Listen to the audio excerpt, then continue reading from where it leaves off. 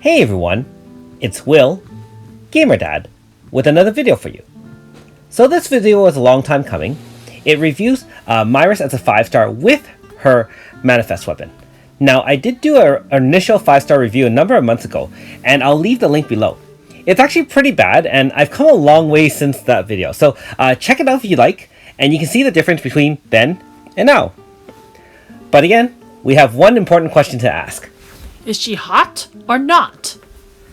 Well, if you look at her uniform, it's pretty revealing, so if you're into blue skin, I guess she'd be hot.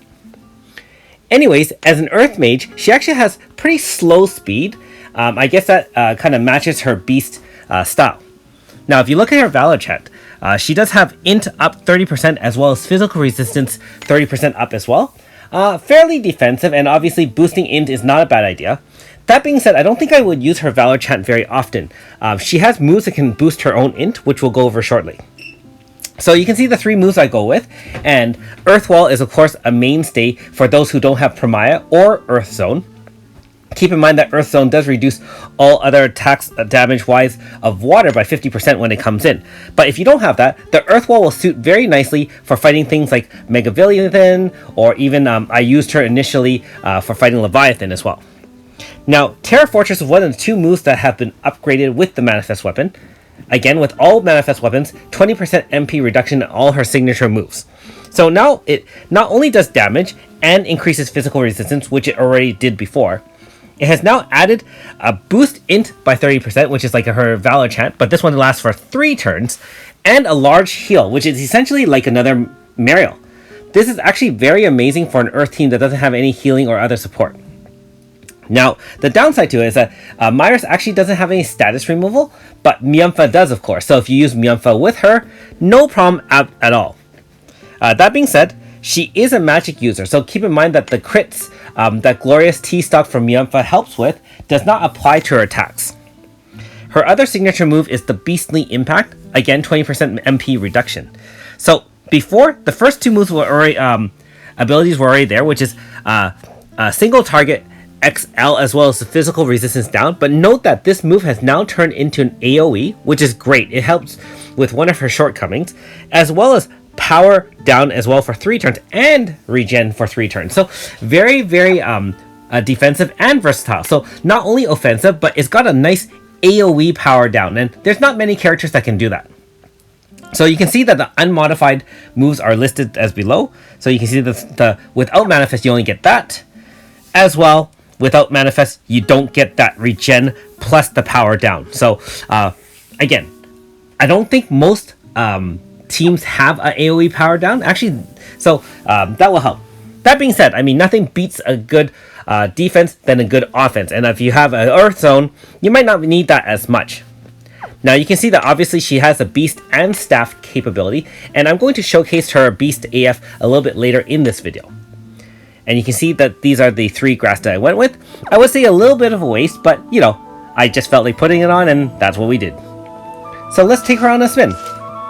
Now, if you haven't already, make sure you like and subscribe to my channel. I really appreciate it. Also, I do have a Patreon account for those who want to support me that way. So you can see that her XL AoE wipes out all smaller mobs with absolutely no problem. However, it is fairly mana intensive. Keep in mind that she actually does have about 700 MP when she's at level 80, so it's actually, she's actually can carry MP for a very long time in farming. And the other move we can use is the Rock Spread, which is basically a small AoE Earth attack. That only costs about 17 MP, and essentially can, last a very long time before using food or returning to base to recharge. And again, smaller mobs, absolutely no problem in generating enough damage to wipe them out and either farm for 100 kills or for any mats you need. Now in this case we're going to take on the Archfiend.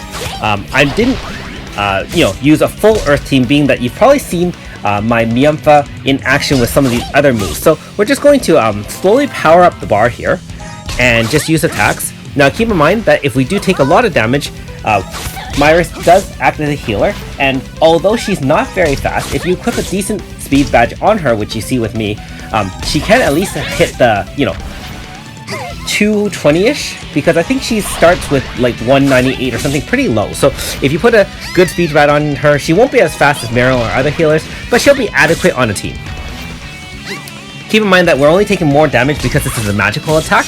Otherwise, the physical resistance up 25% would be coming into use as well. Now in AoE, being that she only does a single hit, she doesn't do enough, I guess, power boosting on the AF bar. But if she was in zone, of course, each earth hit would boost the bar equivalently. So something to keep in mind as well. And here's the glorious, rarely seen Beast AF finisher. Very, very nice. Now, if you use Guildnut by himself, I believe the animation is actually a little bit different for the AF finisher. So in conclusion, I would say that with the Manifest, she's actually improved a lot and has, removed a lot of her shortcomings. But in the long scheme, most mages aren't as useful as physical attackers, being that, crit hits don't occur with magic attacks. But if you need some defense on your side, or if the enemy is only vulnerable to magic attacks such as the Crab Bonds, she is your go-to beast girl to handle those kind of, earth weak enemies. Anyways, thanks for watching. We'll see you next time.